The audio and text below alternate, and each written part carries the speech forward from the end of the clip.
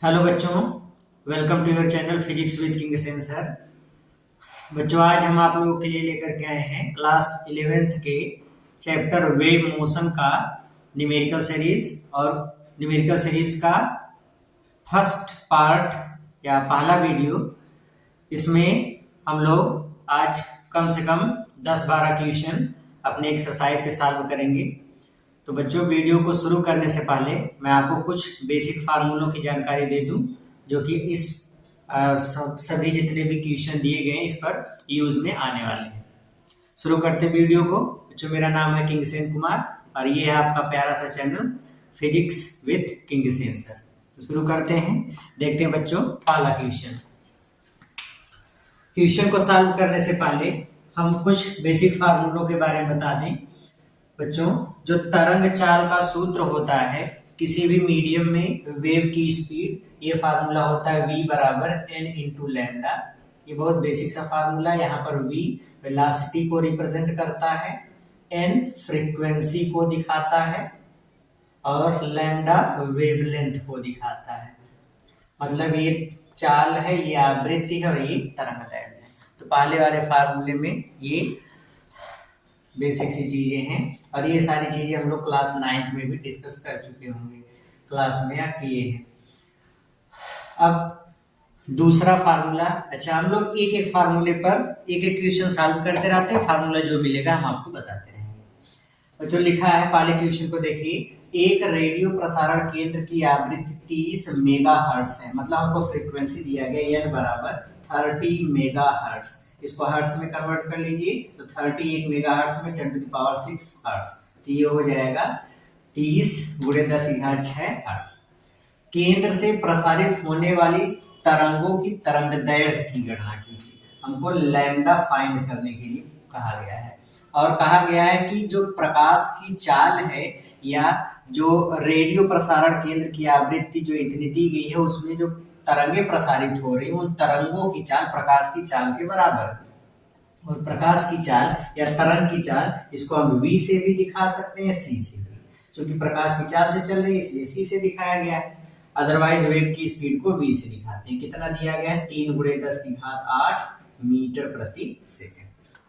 बच्चों, अभी मैंने आपको पहला फार्मूला इसका बताया, एकदम सिंपल सा फार्मूला। v बराबर होता है n इंटू लैम्डा। तो यहाँ से हमको लैम्डा फाइंड करना है। लैम्डा बराबर v डिवाइड बाई n। तो लैम्डा इज इक्वल्स v कितना है? 3 × 10⁸ डिवाइड बाई n कितना है? 3 × 10⁶। ये इससे कैंसिल हो गया तो मिल जाएगा 10⁻²। एक 0 से ये कैंसिल हो गया, मिल जाएगा 10।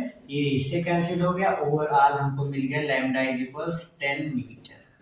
मतलब वेवलेंथ कितनी है? 10 मीटर। और क्वेश्चन को जल्दी से नोट करिए। ओके, मिटा दें।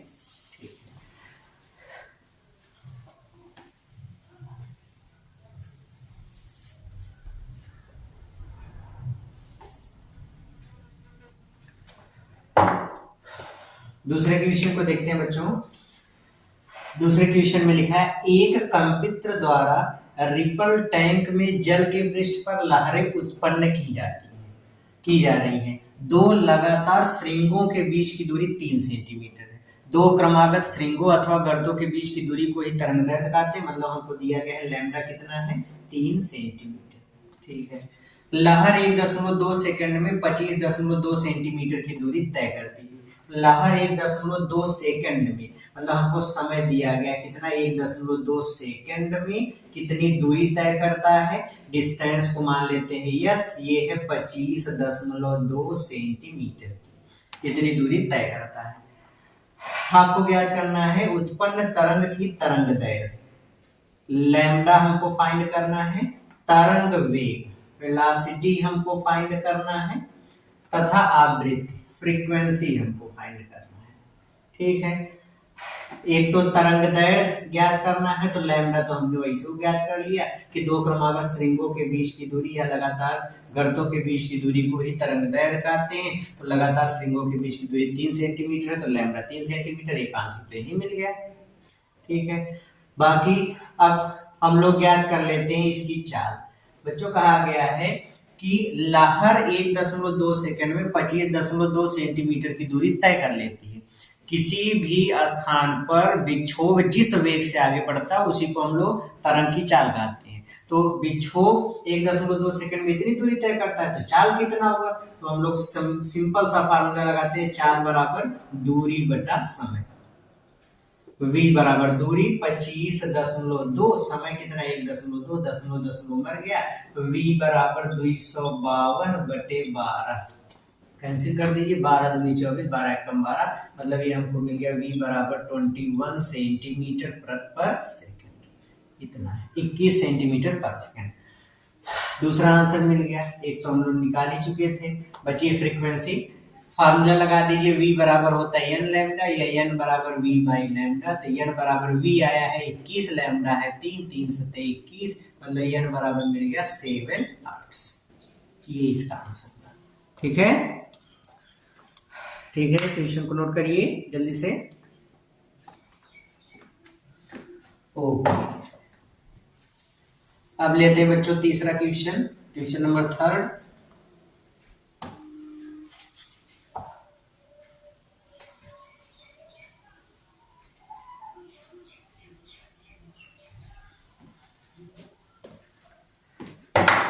तीसरे क्वेश्चन में देखिए लिखा है, क्या लिखा है, 250 हर्ट्ज आवृत्ति की एक तरंग, फ्रीक्वेंसी हमको दिया गया n बराबर 250 हर्ट्ज, आवृत्ति की एक तरंग की लोहे में चाल 4800 मीटर पर सेकंड है, वेलोसिटी इन आयरन कितना है 4800 मीटर प्रति सेकंड। इसकी लोहे में तरंग दैर्घ्य कितनी होगी, लैम्डा इन आयरन, लैम्डा एफ ज्ञात करना है।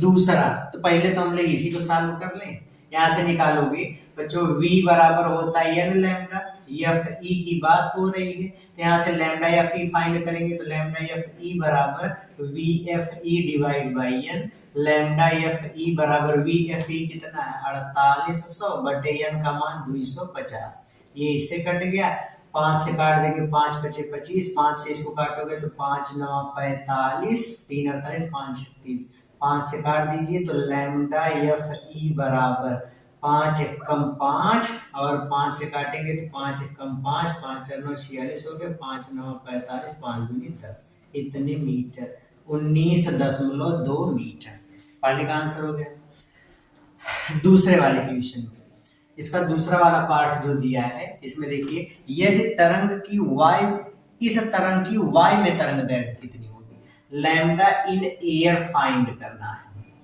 यदि वायु में इसकी चाल, वेलोसिटी इन एयर दिया गया है 331 मीटर पर सेकंड। बच्चों, मीडियम चेंज होने पर फ्रीक्वेंसी चेंज नहीं होती, किसी भी वेव का एक बेसिक प्रॉपर्टी है कि अगर मीडियम चेंज हो तो उसकी फ्रीक्वेंसी चेंज नहीं होती, तो फ्रीक्वेंसी चेंज नहीं होगी तो फ्रीक्वेंसी उतनी ही है, इसलिए lambda in air is equals velocity in air divide by frequency, तो lambda in air is equals velocity 331 और ये कितना है 250। तो इसको सॉल्व कर लेंगे, सॉल्व करने के बाद ये हमको मिलेगा 1.328 मीटर लैम्डा इन ईयर, इतना हो गया। ठीक है, वेरी गुड, जल्दी से नोट करिए, good.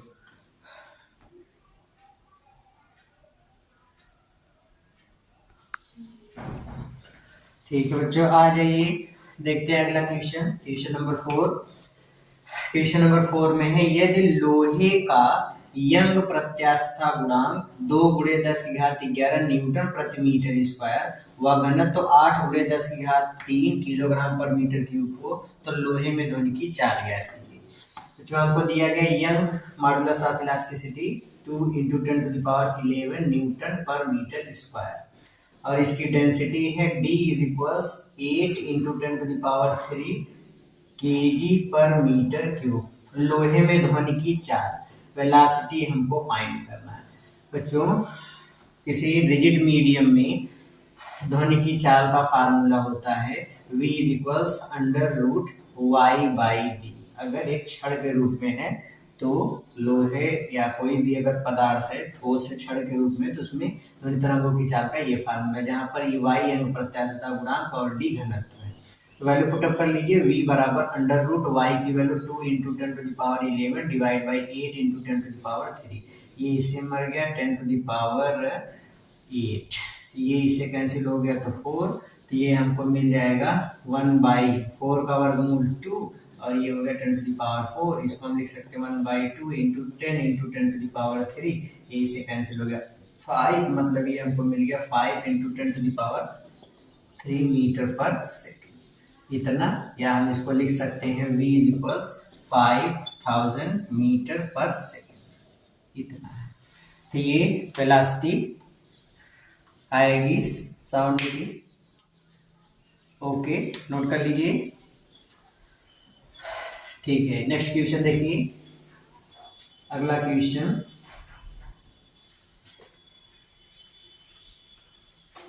Question number 5। Question number 5 है बच्चों, स्टील में अनुदैर्ध्य तरंग की चाल 6 किलोमीटर पर सेकंड है। तो वेलोसिटी है 6 किलोमीटर पर सेकंड, मीटर पर सेकंड में चेंज कर लीजिए तो 6000 मीटर प्रति सेकंड। उसका घनत्व 8 गुणे 10 की घात 3 किलोग्राम पर मीटर क्यूब है। डेंसिटी है 8 into 10 to the power 3 kilogram पर मीटर क्यूब। स्टील के यंग प्रत्यास्थता गुणांक की गणना कीजिए। मतलब हमको y की वैल्यू इस बार पूछा गया है। सेम फार्मूला है, क्योंकि v बराबर under root y by D square कर दीजिए, तो y स्क्वायर बराबर v स्क्वायर बराबर y upon D. y find करना, तो y बराबर इसका इधर गुणा कर दीजिए, v square into D, value put कर लो। y बराबर v की वैल्यू 6000, मतलब 6 गुणे 10 की घात 3, इसका स्क्वायर करना तो स्क्वायर कर दीजिए, गुणे d की value 8 into 10 to the power 3। y is equals, ये हो गया 36 गुणे 10 की घात 6, फिर गुणे 8 गुणे 10 की घात 3, 6 3 9, 8 को गुणा कर लिए तो 8 8 6 48, 8 3 24, 24 4 28, गुणे 10 की घात 9, 2.88 into 10 to the power 11 newton पर मीटर स्क्वायर। ये आ गया Young's modulus of elasticity y की वैल्यू। ठीक है, गुड, मिटा दे इसको। ठीक, नेक्स्ट क्वेश्चन पे आते हैं।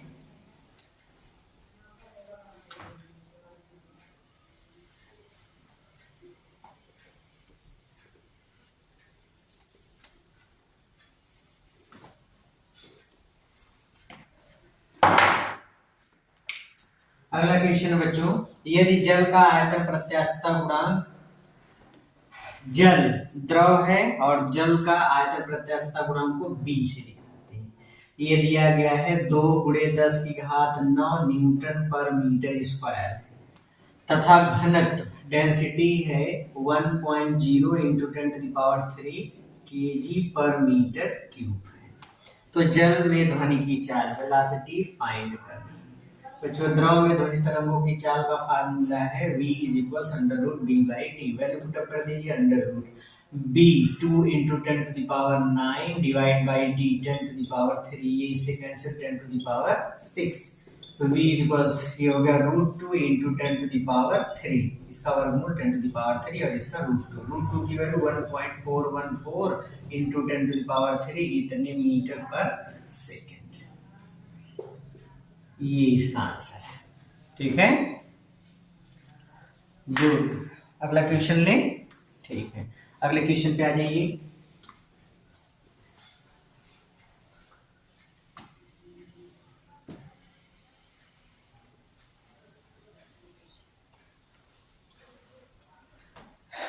अगला क्वेश्चन देखते हैं, लिखा है जल में ध्वनि की चाल 1400 मीटर पर सेकेंड है।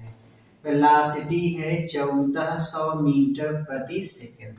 यदि जल का घनत्व डेंसिटी है 1.0 into 10 to the power 3 kilogram पर मीटर क्यूब है, तो जल का आयतन प्रत्यास्थता गुणांक, जल का आयतन प्रत्यास्थता गुणांक दैट मींस b की वैल्यू हमको फाइंड करना है। अभी हमने बताया था द्रव में ध्वनि तरंगों के चाल का सूत्र v equal under B by D, square कर दीजिए तो v स्क्वायर बराबर b बाई डी, डी का इधर पूरा कर दो तो b बराबर v square into D, value put up कर लीजिए। b इक्वल v का स्क्वायर 1400 का स्क्वायर इंटू डी की वैल्यू 1.0 इंटू 10⁻3, 14 का स्क्वायर 196, 2 जीरो था 2 ठौर आ जाएगा, गुणे 10 की घात 3, इसको हम लिख सकते हैं 1.96 इंटू 10⁻2, 2 4 2 6, फिर गुणे 10 की घात 3, 1.96 इंटू 10⁹ न्यूटन पर मीटर स्क्वायर, ये आ गई बी की वैल्यू। ठीक है, गुड, नोट कर लिया। ठीक है, आज ये बच्चों क्वेश्चन नंबर 8 पे चलते हैं। क्वेश्चन नंबर 8 क्या है इसको देखिए।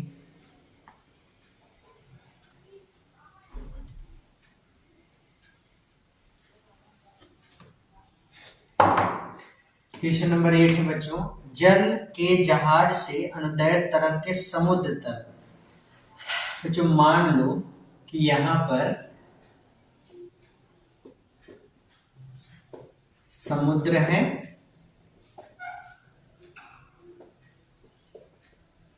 ये समुद्र है और ये समुद्र की तली है, सरफेस या तली यहां पर है।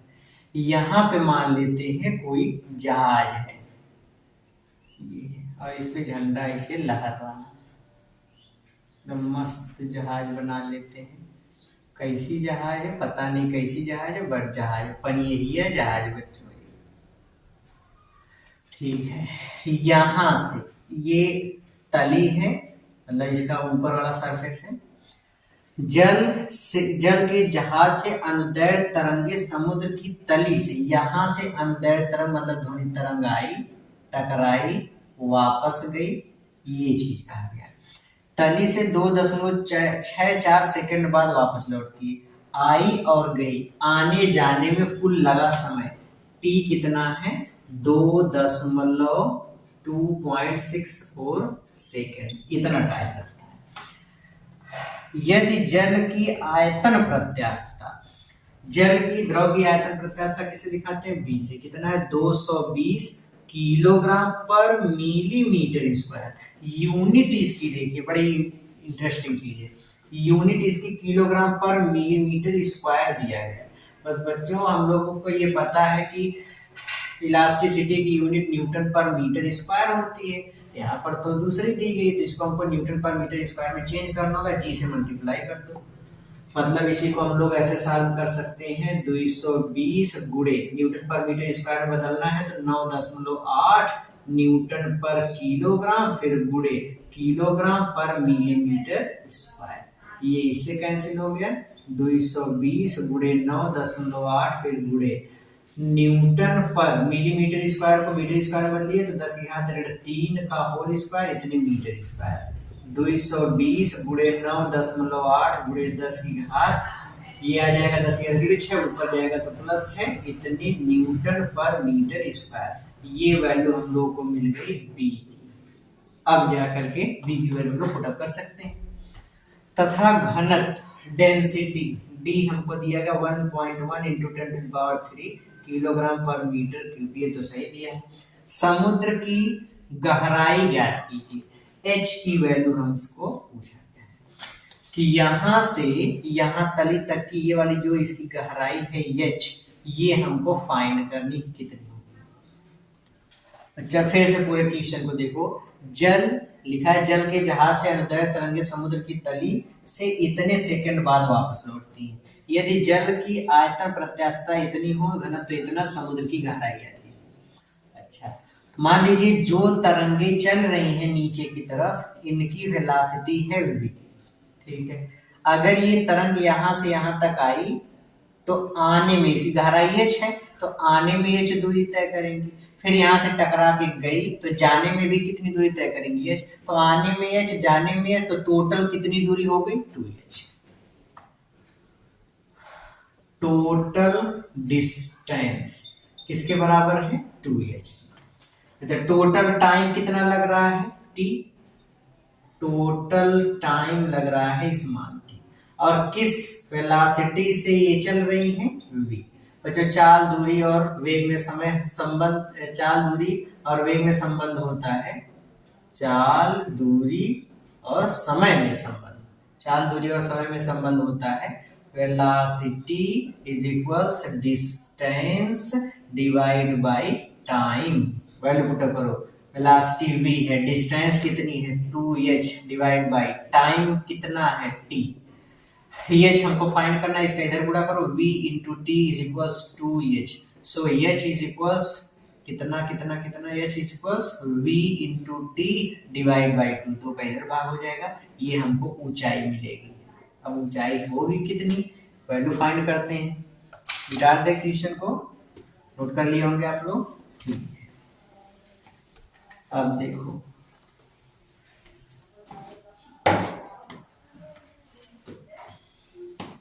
ये चीज इक्वल्स, इसको मैं लिख सकता हूं बच्चों t/2 इंटू वी। अच्छा बच्चा एक चीज आप लोग ये पढ़ चुके हो कि द्रव में ध्वनि तरंगों की चाल होती है √b/d, पढ़ चुके हैं। v की वैल्यू यहाँ पर रख लो, h is equals t/2 into √b/d। h is equals t की वैल्यू कितनी है 2.64 डिवाइड बाई 2 √, b की वैल्यू कितनी है 220 गुणे 9.8 गुणे 10 की घात 6 डिवाइड बाई d की value 1.1 into 10 to the power 3। इस पूरे को सरल करेंगे तो h की वैल्यू आ जाएगी बच्चा 1848 मीटर। ये इसका आंसर होगा, ठीक है। कोई डाउट है? नो डाउट, वेरी गुड, ठीक है बच्चों। आज के इस वीडियो को यहीं पर खत्म करते हैं, मिलते हैं नेक्स्ट पार्ट में, नेक्स्ट वीडियो में इसके आगे के क्वेश्चन हम लोग सॉल्व करेंगे। तब तक पढ़ते रहिए, मेहनत करते रहिए। All the very best.